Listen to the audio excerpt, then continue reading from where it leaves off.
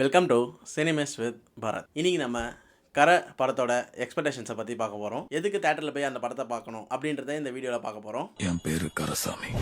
First reason director Vignesh ராஜா. So அவர் உங்களுக்கு நல்லாவே தெரியும், அவர் தான் போர் தொழில்ன்ற படத்தை எடுத்தார். ஸோ போர் தொழில் பார்த்தீங்கன்னா உங்களுக்கே தெரியும், சஸ்பென்ஸாகவே அந்த ரைட்டிங் ரொம்ப ஸ்ட்ராங்காகவே இருக்கும். ஸோ இந்த படத்துலையும் நம்ம அதை எதிர்பார்க்கலான்னு நினைக்கிறேன். ஏன்னா நீங்கள் ட்ரெய்லர் பார்த்தாலுமே சரி, டீசர் பார்த்தாலுமே சரி, உங்களுக்கு அந்த என்ன சொல்ல வராங்க, கதை என்ன கதையில் போகுது அப்படின்றது உங்களுக்கு ட்ரெய்லர் பார்த்தாலுமே அசியூம் பண்ண முடியாது. நம்மளாலுமே சில பேரோட படத்தோட ட்ரெய்லர் பார்த்தீங்கன்னா இதான் கதையாக இருக்கும் அப்படின்ட்டு நம்ம அனலைஸ் பண்ணிக்கலாம். ஆனால் இவர் கொடுத்த ட்ரெய்லருமே சரி, டீசருமே சரி, அது எதை நோக்கி போகுது, எதை ட்ராவல் பண்ணுதுன்னு தெரியல.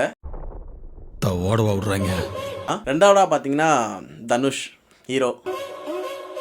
உங்களுக்கே தெரியும், கர்ணன்ற படம் எவ்வளோ நல்லா நடிச்சிருப்பாரு. அந்த கதைக்கு என்ன தேவையோ அதை கொடுக்கக்கூடிய ஆக்டர் தான் நம்ம தனுஷ். எல்லாமே அவருக்கு சூப்பராகவே வரும். வெர்சடைல் ஆக்டர் தான் அவர். சரி, எமோஷனலாக இருந்தாலும் சரி, ஃபைட்டாக இருந்தாலும். ஸோ இந்த சீனுக்கு எந்த மாதிரி லுக் வைக்கணும், எந்த மாதிரி ஃபேஸ் கட் வைக்கணும் அப்படின்றது அவருக்கு நல்லாவே தெரியும். இந்த படத்தில் பெரிய பில்லராக தனுஷை பார்க்குறேன். அந்த படம் ஓடுதா இல்லையான்றது செகண்டரி, அது டைரக்டரோட டாக். ஆனால் அவரோட கேரக்டர் வந்து அவர் கொடுத்த கேரக்டராக அவர் நல்லா நடிச்சுட்டு போயிடுவார்.